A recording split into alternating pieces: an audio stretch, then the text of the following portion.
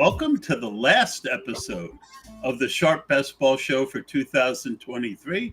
I am your host, Tod Burros, and you can find me on Twitter at BestBallNFL. And I will be joined by Tom Strachan, who works for Fantasy Pros as well as his own partnership in the FF Sanctuary.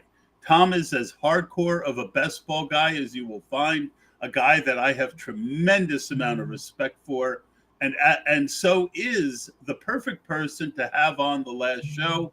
And we will do a recap episode of the best ball season, focusing on our strategies, what we have learned, and what, as we head to the regular season, what we want to hopefully happen and what we will take with us till next year. And hopefully the things that we have practiced will lead us to the big $3 million prize. So give me a second. My Twitter is blowing up and I need to snooze notifications for an hour. And speaking of the $3 million prize, this show is sponsored by Underdog Fantasy and the biggest fantasy football tournament of all time, Best Ball Mania 4. Don't know what Best Ball is? It's simple. You just enter Best Ball Mania on Underdog's slick mobile app, draft your team, and that's it. Yep, it's set it and forget it as Underdog optimizes your weekly lineup to create the highest scoring one. It's here. It's got 10,000 entries left as of this morning, and it's your shot at a first place prize of $3 million. Get signed up on UnderdogFantasy.com or via the App Store with the promo code SharpKit, and they'll not only double your first deposit up to $100, but you'll also receive the Sharp Football Draft Kit for just $1. That includes over 40 exclusive fantasy football articles, which will help your chances at winning the $3 million grand prize. That's Underdog Fantasy promo Sharp Kit. And before we jump into today's episode, please do me a favor and make sure you give our YouTube channel a thumbs up and hit that subscribe button. Scroll down to the podcast description and take care of that for us. Your support would mean the world to us, and subscribing helps us keep quality content coming your way.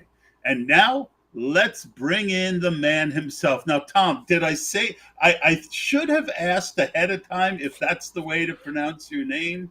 Is Strachan how you pronounce it? No, you absolutely nailed that. And unlike Michael Strawn of the Colts, who spells his name exactly the same but pronounces it completely different, he got cut today. But yeah, you nailed the Strachan pronunciation. Very impressed. I am impressed with myself. The only thing bigger than my best ball portfolio, Tom, is my ego. And so I am glad to get kudos. But before we get into what we had planned, obviously we planned this episode right around the 4 p.m. deadline. Why don't you go ahead and tell everyone what you just told me? Yeah, so the news has just come down that Jonathan Taylor isn't going to be traded today. It doesn't mean that a trade can't happen, but the Colts had seemed to set this kind of soft deadline at today, in part because if they were going to trade him, they'd need to activate him off the PUP list. And with him not being traded, now that means he's out of the first 4 games. And we were just kind of briefly mentioning before we came on air that 4 games missing for a player who's been in those top 3-4 rounds for the whole of drafting season. That's awful news, really.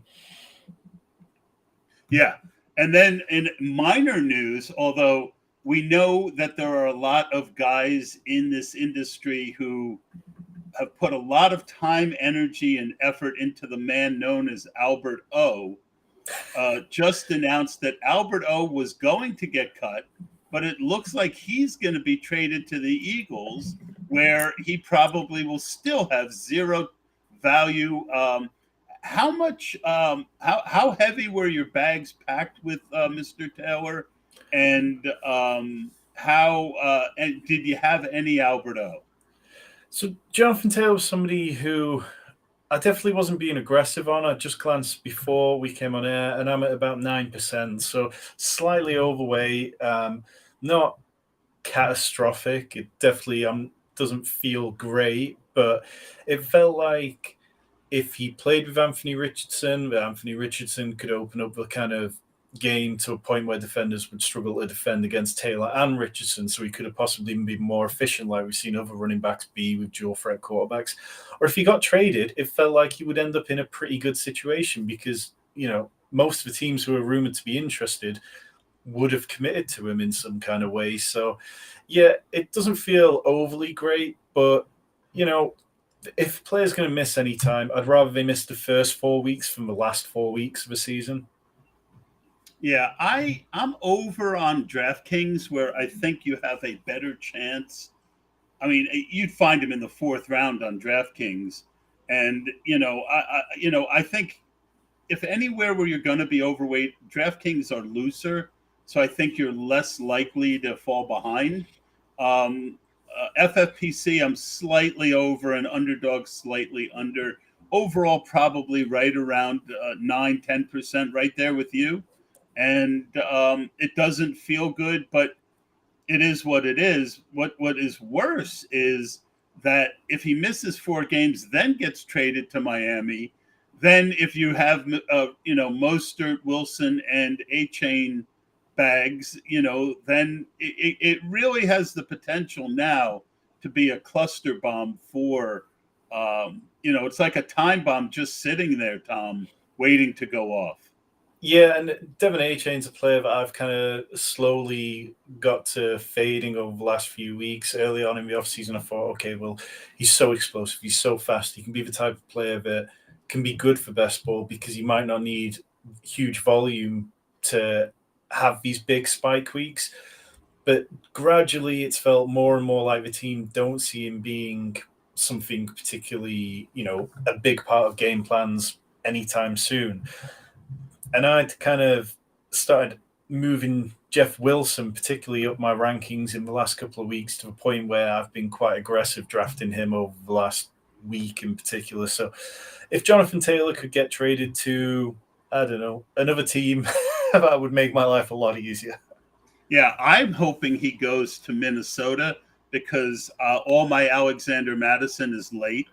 I wouldn't mind him going to the Rams. And I think that those are 2 actual spots that make a little sense. Let's get into, instead of just getting and diving down into this rabbit hole, Tom, let's get to the questions that I had. Let's put a bow on this very exciting best ball season. You have come out of kind of nowhere over the last couple years and really made a name for yourself on Twitter. Before we get into the questions, why don't you tell everyone a little bit about yourself? I kind of hit the highlights, but tell people where they can find you on Twitter and things of that nature. For me, it kind of started during COVID. Like, I work my day job. I work as a TV editor in the TV industry, and everything was completely shut down. And it was just that complete boredom. I'm self-employed. I'm used to working constantly and working long hours. And so I was sat at home for long hours with nothing to do. And I got slowly more and more into fantasy NFL, started a separate Twitter account for those kind of ramblings. And I never intended it to become what it's become, but people seem to appreciate what I was saying. I think because when I started out, I was talking about best ball a lot at the same time that Underdog came about, at the same time that DraftKings first dove into best ball, and the same time that Sleeper added best ball functionality. And for me, best ball is just absolutely king because the one experience I've always loved about fantasy football is the draft. And it just kind of went from there. Like, I've ended up writing for Fantasy Pros for a couple of years now, writing all their best ball guides, writing for Football Outsiders, covering DFS with them. And then this year, started my own YouTube and podcast channel with my co-host Rich, who deals with all the dynasty side. I deal predominantly with the best ball side of things and redraft. And yeah, I mean, you can find us on YouTube. It's Fantasy Sanctuary, or you can find me on Twitter at NFL T-Strack. And I'm normally retweeting a heavy amount of work that we do, but it's been a fun off season and definitely excited for the season to start and see just how wrong we were about everything. Well, yeah. I came in 4th in the FFPC contest after 10th the year before, And my big takeaway was I wasn't working hard enough. I know, that might seem counterproductive, but I, especially when it came to rookies, and I put in just a lot more work watching tape. Like one guy who got cut was Dwayne McBride, who I didn't like his tape.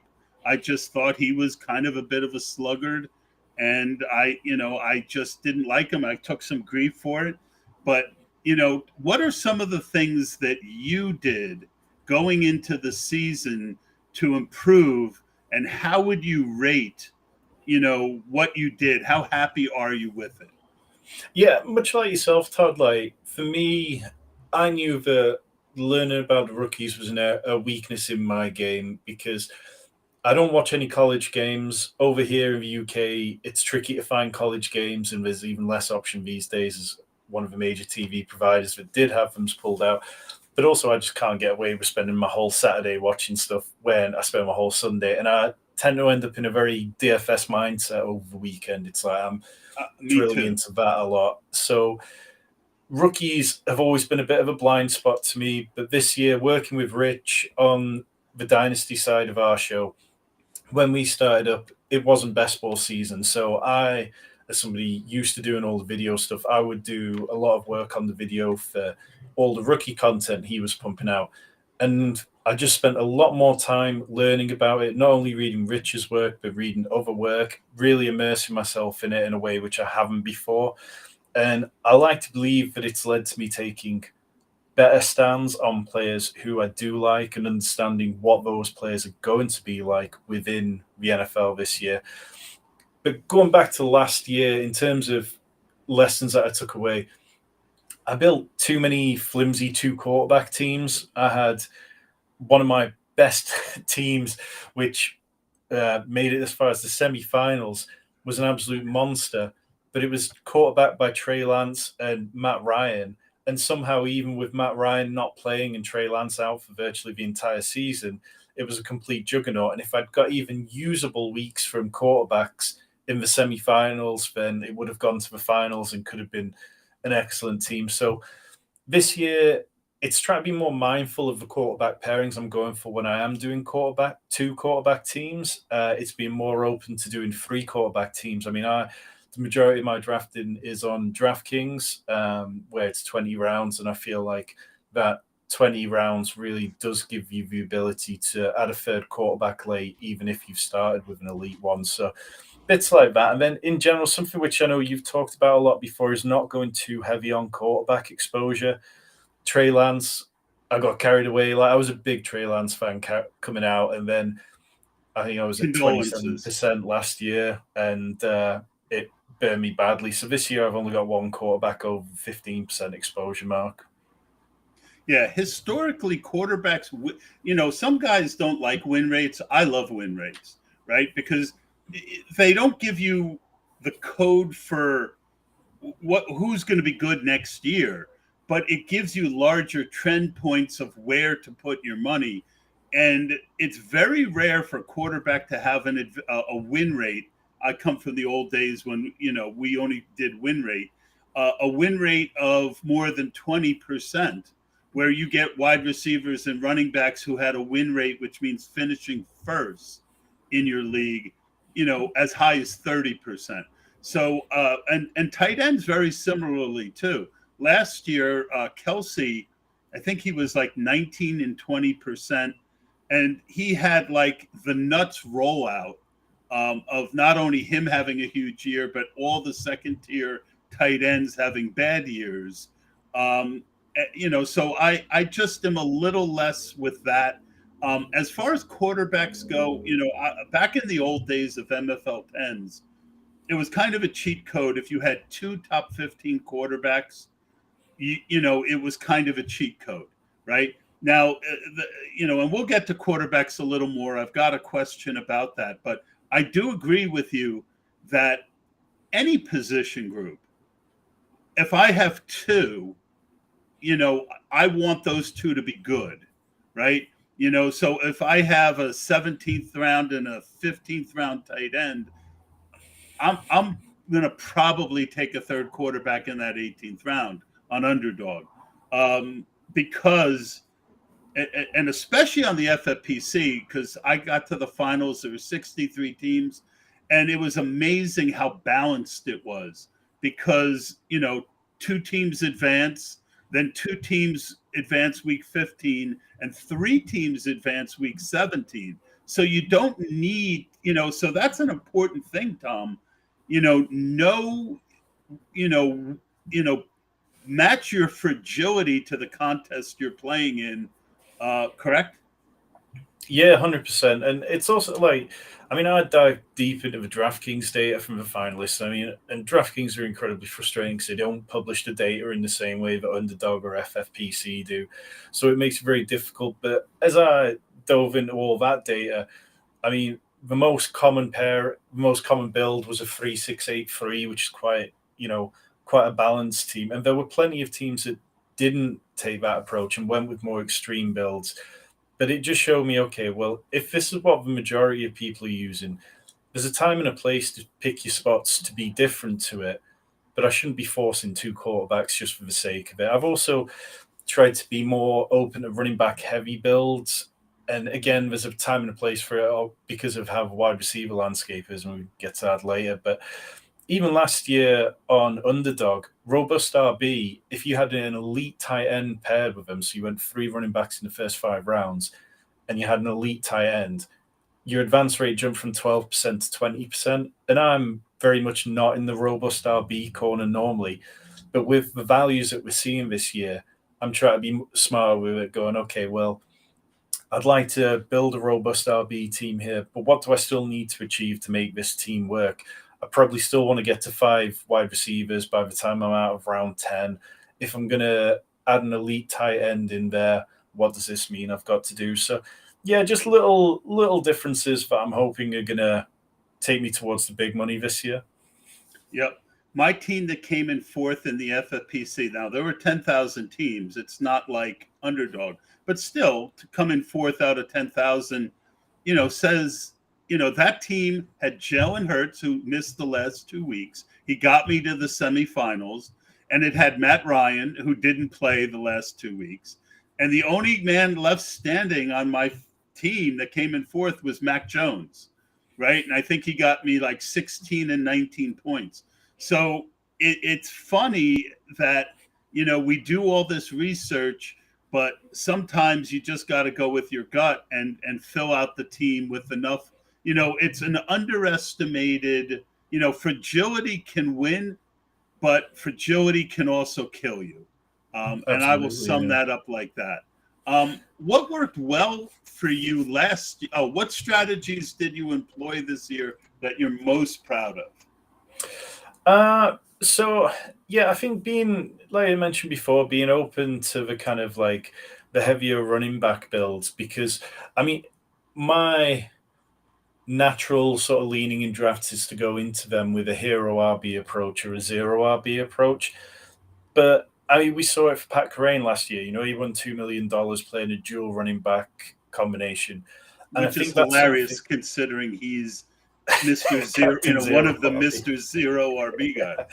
Yeah, so being more open to different builds. And again, like when I dove into the DraftKings data, there were as many robust RB teams in the finals as there was zero RB teams in the finals. And they only made up 7% of the finals each.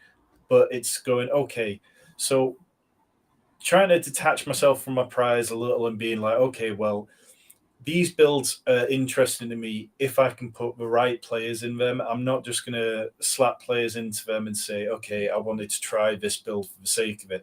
But when a player falls and you go, okay, actually, well, I'm in the second round here. If I take a running back here and then this player falls to me in the 3rd round, I can give that a try and see how it pans out. But yeah, not predetermining things really, and just being open to more strategies than I possibly was last year.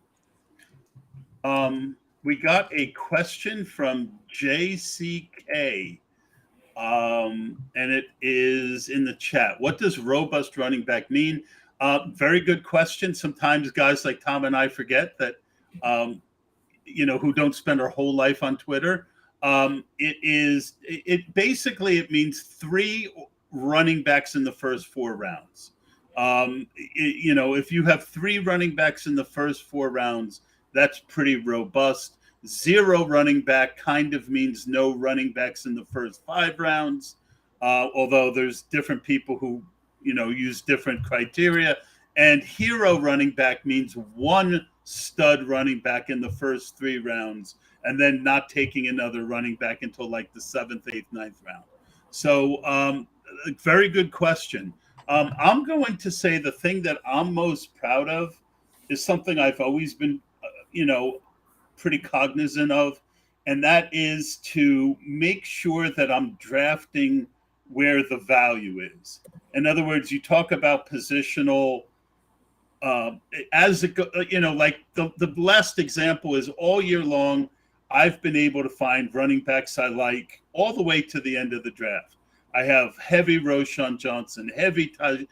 Everyone knows how heavy Tajay Spears I am. In the last couple weeks, what happened is what you kind of hope happens, which is that the guys you believe in play well in preseason. When that happens, the values are no longer there. So I adapted. I noticed it within 2 or 3 drafts. And I also noticed that there were 5, 6, 7, 8 good rookie wide receivers late that I still liked. So I started making sure that I was done at running back by about the 15th round. In 20-round drafts, I had at least, I would have 5. And if I needed a 6th, well, then I could take one in the last round. But one of the things I'm very proud of is how my strategy changed 5 or 6 times as the positional value changed on the board. Tom, your thoughts on that? Yeah, completely. It's just being fluid with how you approach the drafts, because so much has changed over the last couple of months. And I think, as best ball gets bigger and more of these add-ons are available, like I used a Spike Week overlay for drafting, and I've become far more of a desktop drafter, whereas in previous years I would have drafted. It's hard to draft without it once you start using it regularly. Very much so. It's like all the little bits, and it's like, seeing the combinations of, okay, well, I actually don't have any Calvin Ridley teams with Cooper Cup. Little combinations like that become just stuff which I want to know. And just making time for stuff. So in previous years, I would enter a bunch of slows, and then as soon as I got the notification, I would make the pick. But instead, I've been trying to slow myself down for it and going, okay, I'll just several times a day when I've got time at my computer, sit down and rattle off 5 or 6 picks through different drafts on slows, so that I'm not making mistakes. And I think when you do a lot of slows, it's very easy to auto pick players who you've become attached to rather than scooping the value, like you said, or being cognizant of how the draft board is changing around you. So yeah, definitely agree on that. And that is exactly what I did. I started doing like 30 underdogs at a time, and 10. I never did more than 10 to 12 DraftKings at a time. And I would have 5 or 6 FFPCs, and 3 to 4 times a day, I would sit down and make my picks rather than, kind of feeling like I didn't want to hold up the draft board and making a pick. And I think that alone is something that's going to help me be better. Next question, Tom, is what worked well last year that you didn't chase this year? So often analysts study what worked last year and recommend, hey, this is what you should do this year. And sometimes there's outliers that might not repeat. Is there a strategy that worked last year that you didn't chase this year? So, not necessarily. The dual running back, which won Pat $2 million, obviously that's one which we've seen it be powerful. We've seen it work at times. It's not one in which I'm forcing in, though, because I think the wide receivers at the top of the draft, if you've got the first 4 or 5 picks, I think the drop-off between them and some of the later ones is noticeable. And also, there's so many running back values later on that I feel like if I'm drafting from the front, I still want to be taking a wide receiver in the first normally. if I'm drafting from later on in this first round, then I'm more open to like, Austin Eckler, Saquon Barkley pairings, Austin Eckler, Tony Pollard pairings, things like that.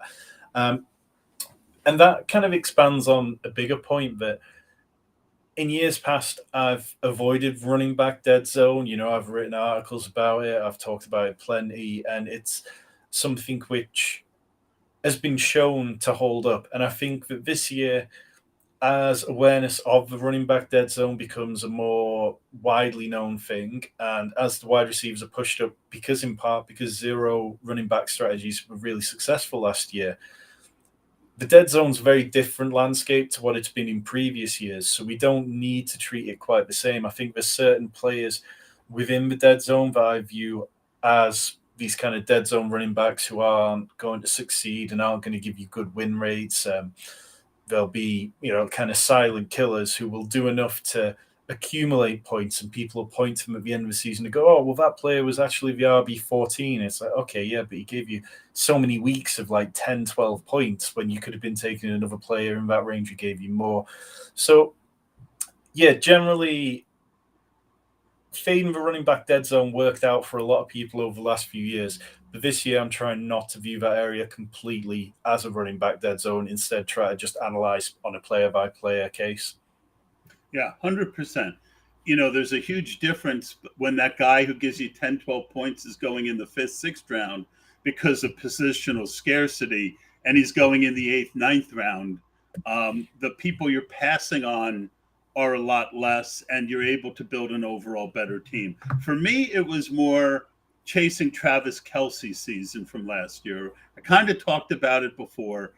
It worked last year when you've had Travis Kelce going so early, but Patrick Mahomes was a 4th, 5th round guy last year. Now you're giving up a 1st and a 2nd round pick to chase what worked last year when you've got a guy who's going to be 34 or 35 years old this year. And, you had Mark Andrews hurt last year. You had Pitts get hurt. And, so Waller was hurt.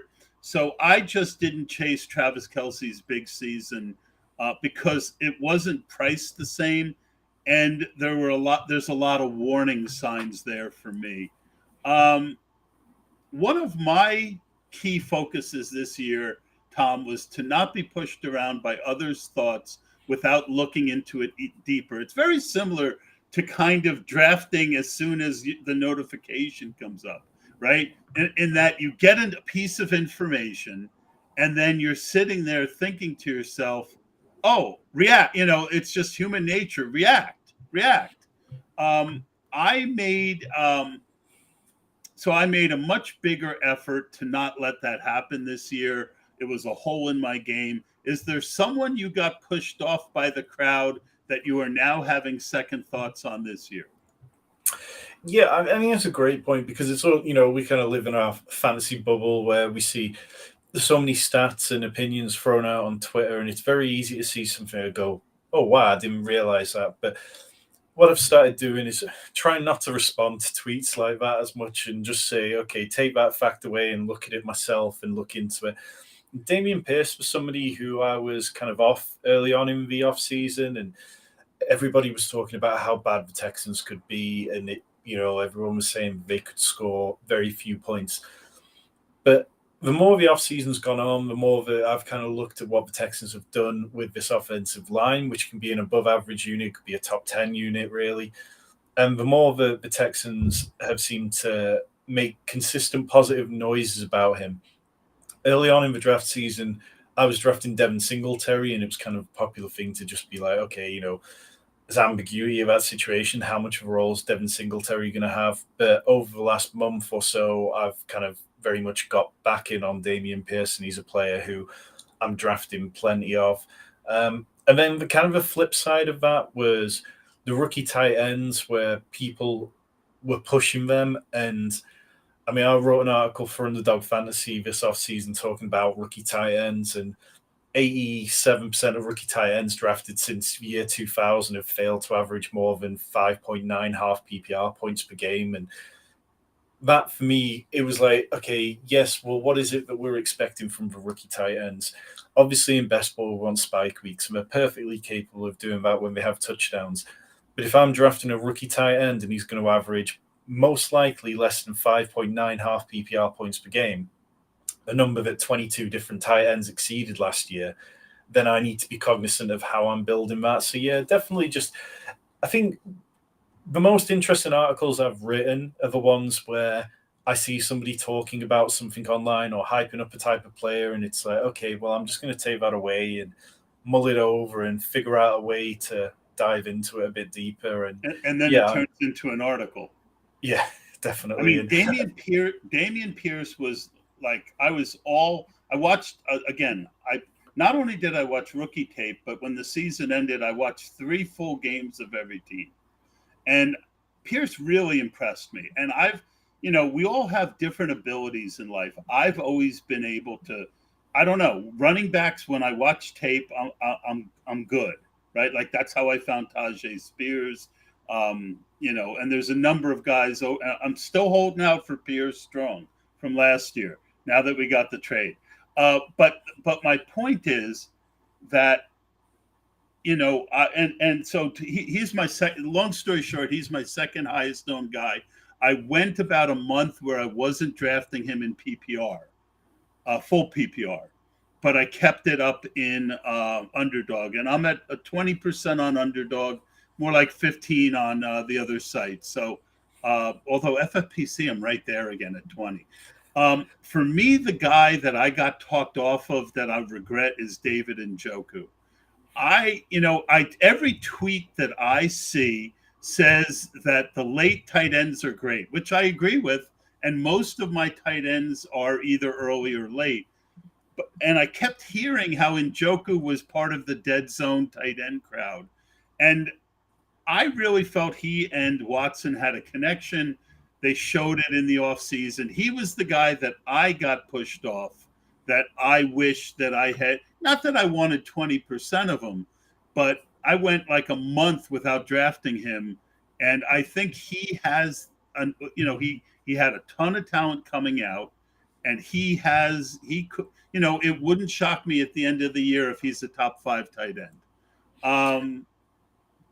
Any thoughts? Yeah, I like that. I think it's a tricky area because it feels like in that range for kind of Evan Ingram, Pat Freiermuth, and David Njoku, it feels like one of them is probably going to fail quite badly because it just, we're always hoping for that leap. But I mean, David Njoku has volume. He has a clear defined role within that offense. And out of the 3 of those tight ends, I would prefer to take David Njoku over Freiermuth and over Evan Ingram, definitely. Yeah, I am very low on Ingram. I love Freiermuth, but they, you've got Pickens, you've got Deontay Johnson, and they added Darnell Washington, who is just a beast near the goal line. And even if he just snipes 3 to 4 touchdowns, Freiermuth was never a big touchdown guy to begin with. Pickett can run and runs in touchdowns. I am way low on him this year.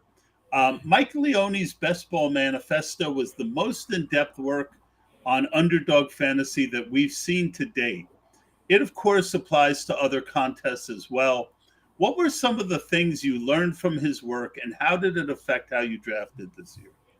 Yeah, I mean, the manifesto is incredible. It's one of those pieces. Every year there seems to be 1 or 2 articles that comes along within the fantasy community where you need to read them several times. And, going back to Sean Siegel's Zero RB articles many years ago, I feel like the manifesto is going to be worth reading for several years to come, and I'm sure Mike will update it.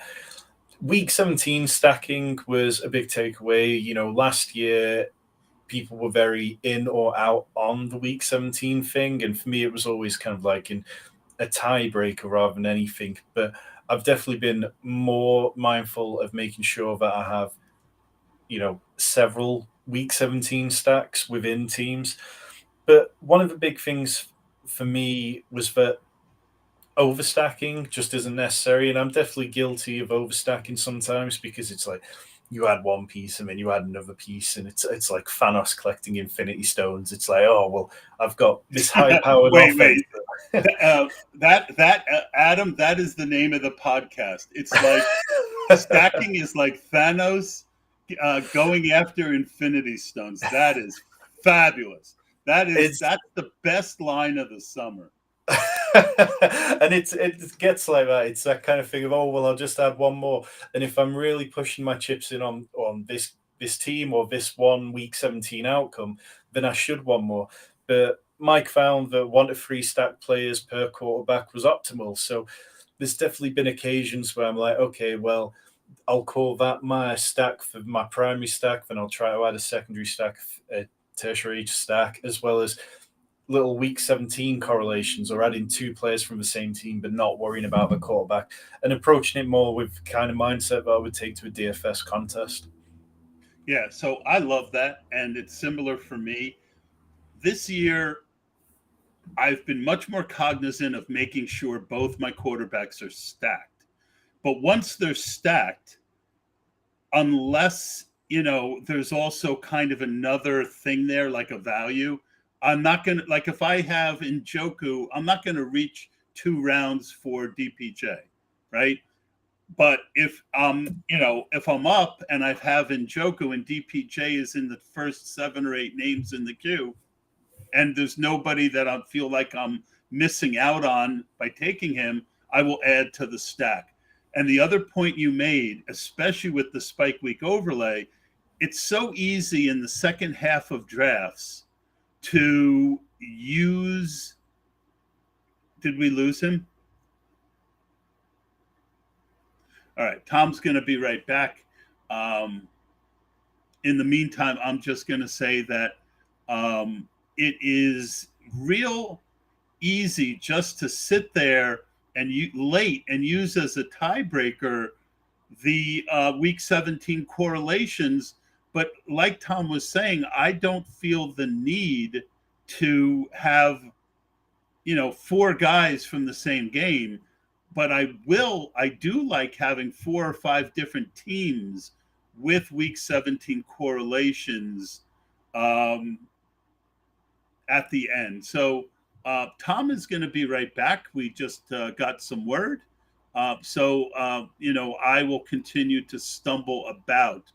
As far as Mike Leone's manifesto, he says he's trying to get back in. For me, there were so many things that were useful, but in general, I use it. I use a lot of what Mike talked about as, let me just send Tom a message. Close browser. Try again. Try different browser. Yep, sorry. All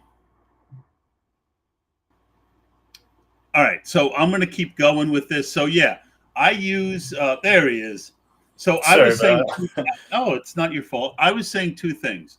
I was saying in general, I use what Mike Leone says kind of as guardrails, right? Like I want to stay within the guardrails, but I'm not chasing everything it said because there was so much there.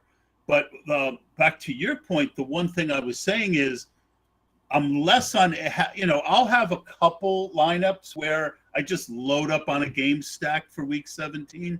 But in general, what I do is I'd rather have, mini stacks of 3 or 4 games along with one major stack, trying to kind of recreate that ARSB Rashad Penny from a couple years ago, where, if you had that mini game stack, and you were in the finals, you did really, really well. So, I love week 17 correlations. One of the things you hear on Twitter all the time is that it's overdone, and I disagree. I think it's overdone when it's done wrong, but there's plenty that you can do to do it right. And trust me, if you get a team into that final and you've got a bunch of correlation going into that week, you're not going to be sitting there saying to yourself, boy, I don't know why I correlated. Tom?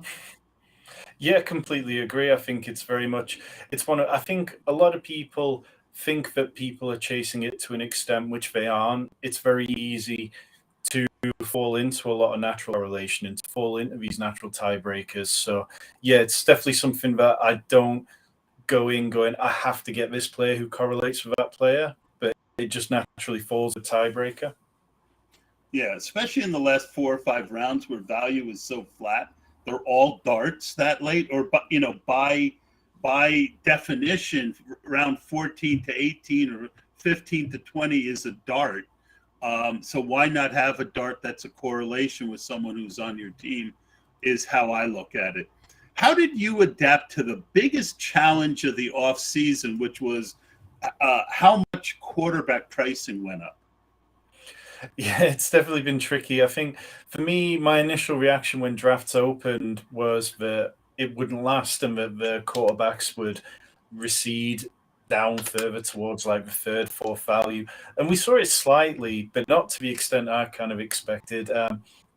I've generally faded the top three. I'm at thumbs 3%, Jalen Hurts, 2%, Josh Allen, because I don't feel like the gap between them and Lamar Jackson, Justin Herbert, Justin Fields, and possibly even, Joe Burrow and Trevor Lawrence, I don't think it warrants it. And the wide receivers and running backs who you can get in the second round and the third round, they're players who want exposure to.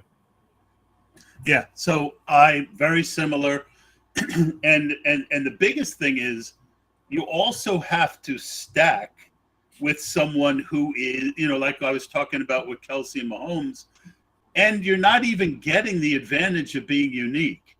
There are like going to be 3 zillion Mahomes Kelsey teams. You've spent all that draft capital and you haven't gotten unique. I think you need to have some of it. I've also gone pretty heavy on Dak, Tua, and Deshaun Watson, because last year, historically, that level, QB 6 to 10, you normally find one, maybe two of those guys who end up in the top 5, maybe in the top 3, and now you're saving 6, 7 rounds. So last year, Russ was awful, Stafford was awful and got hurt, Dak got hurt. It was terrible. So, and I have a lot of Justin Fields this year. So I love that. That's kind of how I adapted to it as well. The second biggest change from last year was how much more the wide receivers were pushed up. How did you adapt to that one? Yeah, I think it's tricky because Pete Ozette did a great video on how to combat wide receiver avalanche rooms and talked about, there's a level which you can fight against it. But if you fade against it, it's very easy to get shut out of the wide receiver position to a point where you're counting on guys like Brandon Cooks to be a wide receiver 2, or, you're looking at Alan Lazard to be a wide receiver 3 on a team. And that never feels particularly great. So there's a level of being able to play against it and go, okay, this feels like a wide receiver heavy draft. I'm scoop this running back here, but then I have to be disciplined about it. I'm going to need to get to wide receivers before the draft completely dries up on them. So I think it's a balance, isn't it? We've got so many picks which can be allocated, and if you don't get to a certain level on it, if you don't spend them wisely, then you're going to be feeling bad at the end of the draft. So it's always just try to be cognizant of the total amount of picks you have and where you spend that allocation. Yeah, we got a question from Mr. Beats. Hey guys, I got a draft tonight in a 10-man league, 2 quarterback, 2 running back, 2 wide receiver, 1 tight end, 3 flex players, and 10 defense players. How would you go about drafting that team? Unfortunately, Mr. Beats, no idea. I just don't play in those kind of contests, but I didn't want to ignore you. Tom, you have anything for him?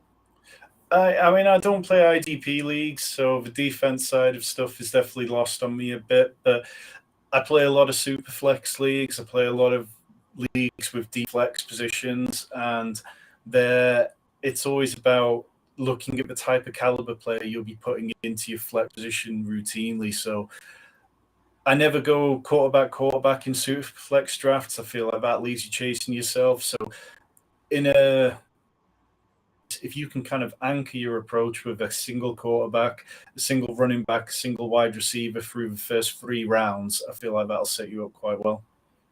Yeah, for me, one of the big things in any draft, you've talked about tiebreakers. I've talked about tiebreakers forever. One of my big tiebreakers is to stay positionally neutral. If I don't have someone I love that I think's a great value or I need to take, and I've got 3 wide receivers and no running backs, I'm not taking.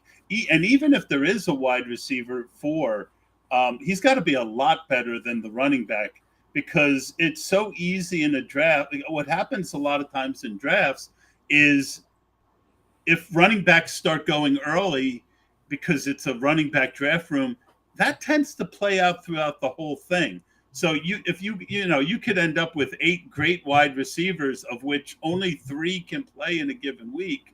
Stay positionally balanced, unless just the value is just ridiculous on a player. As far as wide receivers, for me, I wanted to come out of the first 10 rounds of most drafts with 5 or 6 wide receivers. Then, we hit that wide receiver dead zone. And then I would come back and get a couple at the end. And I would normally have 2 to 3 running backs, 1 to 2 quarterbacks or tight ends, but rarely both quarterback and tight end early. So by getting the core of my wide receivers before the value just fell off the table, and by having enough at the other positions, I felt that I made pretty good teams. Your thoughts on that? Yeah, I'd say probably 80 to 90% of the teams I've drafted this offseason will have 5 wide receivers by the time I'm finished in round 9. And that was some which the majority of finalists in the DraftKings Millie Maker last year had. I think it was about 60% of finalists had that. It just feels like a necessity for me, but I can build good teams. If you want to go with a hero RB approach, you can lock one down in the first 2 rounds, and then come round 6 or 7, take your second, which is a tactic which has been pretty good for win rates over the years. If you go in 0 running back, you can take those 5 in the first 6, 7 picks, and then pick up some additional players from other positions. And even if you go in with a dual anchor approach of 2 running backs in the first 2 rounds, you can still get to 5 wide receivers by the time you get to round 10. It's the 2 aren't mutually exclusive. So yeah, very much in agreement. Awesome. All right. It's that time, Tom, to reveal our most owned players. You can start first, 3 or 4 for each position. And if it's, you're mostly DraftKings, so it won't be broken up. Who are your most owned quarterbacks? I mean, there's going to be a lot of ones in here. Anyone watching can see the Lamar Jackson jersey behind me. Definitely try to normally be pretty even about my Ravens, but this year with Todd Monken, I have at the top of pretty much all the positions. I've got Lamar Jackson at 20%, Andrews at 20%, Rashad Bateman at 32%, Zay Flowers at 19%. After Lamar, I have Matthew Stafford at 15%. I have Sam Howell at 14%. And then Justin Herbert at 13%. So those are kind of ones who I'm pinning my hopes on. And I feel fairly okay. Most of the Sam Howell exposure was earlier on in the offseason as well, when he was cheaper. Yeah, I wanted to. Howell was a guy who I kicked myself on because of his running ability, and I normally don't take a lot of quarterbacks late, so that's a miss for me. I'm going to give you mine, but before I do, and before I dive into my quarterbacks, we want to remind you that you can get access to all of Sharp Fantasy content, including insights, props, worksheets, and more, by taking advantage of our fantasy packages available on the Sharp Football website. Right now, we're running a special offer for our listeners. Use the code ANGLES10 for 10% off any fantasy package. Check it out in the podcast description, or use the code during checkout on the purchase page of the Sharp Football website. All right, my top four quarterbacks: Dak, Justin Fields, Deshaun Watson, and Russell Wilson. Russ is one of those guys who, if you had asked me, was he in my top four, I would have said no, but yet he's in there. A lot of his weapons were late, and I think that's what happened. Is and he had that correlation with the Chargers, which was a good offense that I wanted to kind of have secondary stacks of a lot. So those are my four. Let's move on to your four running backs. So running backs, this probably says an awful lot about how I draft, but at 27%, Jalen Warren, who has been just an auto click for me throughout the entire offseason. I'm not a fan of Najee Harris, and I feel like Jalen Warren earned that bigger role, so very much been on him. Spears, who I've got 20% of, Tank Bigsby, who I've got 18% of, and then J.K. Dobbins at 17%. For me, I mean, this is going to be the least suspenseful part of any podcast. I've got about 32 to 33% Tajay Spears. Damian Pierce on Underdog is my second. And my third running back is on DraftKings. I have, and on FFPC, full PPR, I have an inordinate amount of Samaje Perine, who Sean McVay has always, not McVay, Sean Payton has always had a ton of passes to his running backs. He brought Perine in to be that guy. Let's move over to wide receiver. What are your top ones? Yeah, and just Samaje Perine was next on my list below those guys. He was somebody that was very easy click for me. Wide receiver, Rashad Bateman, the only player I'm over 30% on. I was drafting a lot of him when he went on the pup because everybody around the Ravens, it was common news that he would be starting on the pup list, but he would be off it not long after camp started. So I was confident that I was getting value there. Jackson Smith and Jigba at 23%, Cooper Kupp at 22%. He's my wide receiver one overall, so I've been very aggressive on him throughout. And then Jordan Addison at 17%. Yeah, so Kupp is my number one owned player in the first round. So I agree with you. I just have kind of a hard and fast 15% rule for first round players and second round because of the injury. If you have an injury to your first or second round guy, doesn't matter how much more you liked him than the next guy. So I agree with you on Kupp. I'll just say on Kupp, what I've got is there's contests where I've been particularly aggressive. So some of the cheap DraftKings contests, like the $3 ones, I've been very overweight in those contests. My overall exposure is 22%, but in the Millie Maker, I'm only at 15%. I very much agree with what you're saying about opportunity. Yep. Sky Moore, especially when he was going 3, 4, 5 rounds later. To me, he never made sense last year. He was a big fade of mine. I like post-type sleepers to Sky Moore. Michael Pittman, the narrative out there is that Michael Pittman, he's got a big quarterback rookie downgrade. I mean, his quarterbacks have been so trashed the last couple years. And the thing about Richardson is he's going to be a 55% completion rate guy. But when he completes a pass, it's like spot on, puts it exactly where it needs to be, anywhere on the field. Michael Pittman is a guy that I took the discount on. I also have a ton of Devontae Adams, on certain sites. And Devontae Adams on weekly winners, and then taking Aiden O'Connell in the last round has been a strategy that I have been pushing because I want a quarterback in that weekly winners. Yes, it's an exceedingly small chance that Aiden O'Connell gets, but he's behind probably the worst starting quarterback in football, who's been hurt a lot. And if he gets, and Adams is like Mr. Spike Week. If you get that one spike week, instead of being up against 21,000 or 8,000 other lineups. Now I'm going to be competing with maybe 500 teams that have an Aiden O'Connell and a Devontae Adams. So, and then my last guy back when he was free was Tank Dell, mostly on DraftKings. Tom, your tight end. So tight ends, Mark Andrews at 21%. I feel like, he can very much make that real elite jump. Hayden Hurst, 14%. He's free at the end of drafts. I don't think he's particularly fantastic. He's a very touchdown reliant guy, but there's not a great deal of competition in Carolina. Gerald Everett, 14%. I feel like he's fantastic and very underrated. The Chargers as a whole to be much better this year. And then it was Noah Fant at 11%, again, free, and I'm very high on the Seahawks. Yeah. I've never drafted much Noah Fant, so I find it hard to do it.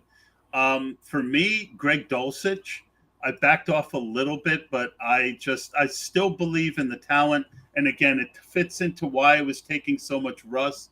I felt that Dulcich was that guy who was like, I feel he's a really talented guy.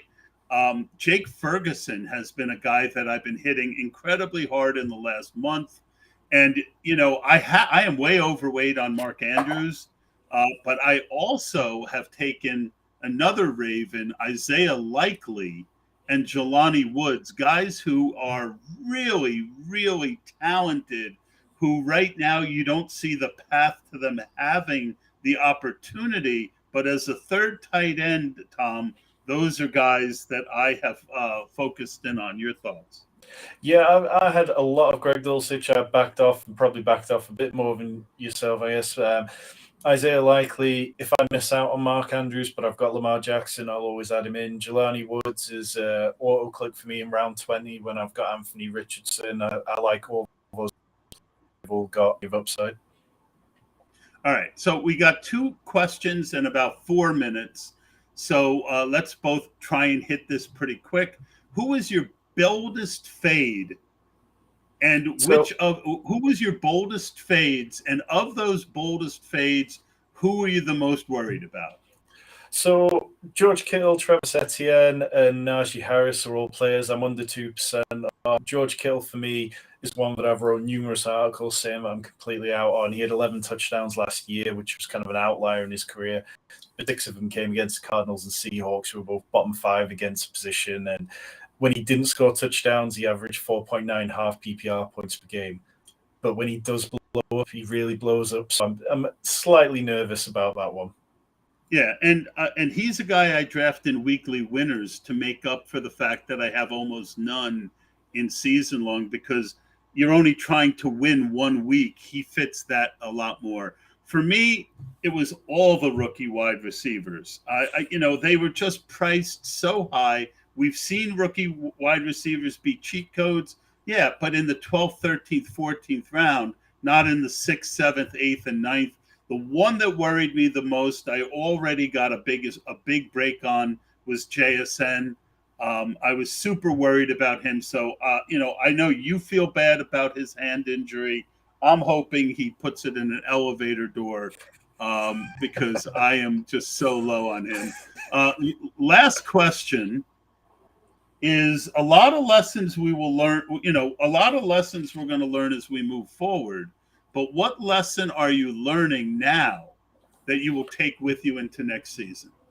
So for me, it's about timing of when I'm entering the draft. Obviously, there's been plenty of talk over the years about doing a barbell approach, hitting it hard at the start of the season and then hitting it in the last couple of weeks very heavy. But over the last few weeks, there's been some incredible value during training camp and just before training camp. And it took me... That's always my favorite time to draft. Yeah, I was holding... You can hit it hard before ADP catches up. Yeah, so for me, it was adjusting and going, okay, it's doing a few drafts right now. I need to actually adjust and do some serious volume here to scoop the value and then ease back. Awesome. And for me, the biggest lesson we already talked about a little bit, and now I feel a little bit better about it. I was kicking myself that I didn't buy the dip on these holdout running backs because they always come in. And then JT ends up, kind of throwing that thought into, giving me enough confusion that I wonder if it is a good strategy. But what I will throw into that mix is Irsay. When you have an owner that's that fucking, excuse me, I have this one fly that keeps attacking me.